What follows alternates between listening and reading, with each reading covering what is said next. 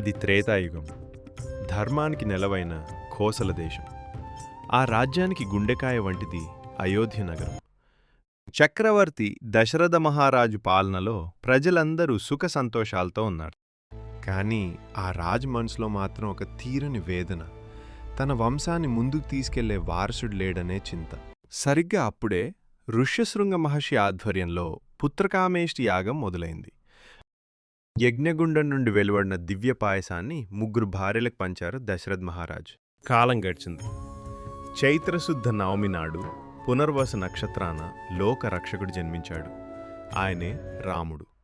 కౌసల్యకు రాముడు, కైకేయికి భరతుడు, సుమిత్రకు లక్ష్మణ, శత్రుఘ్నులు జన్మించారు. ఆ 4 కుమారులు అయోధ్య వీధుల్లో ఆడుకుంటూ వేద విద్యల్లో ఆడితేరుతూ పెరిగి పెద్దవారయ్యారు.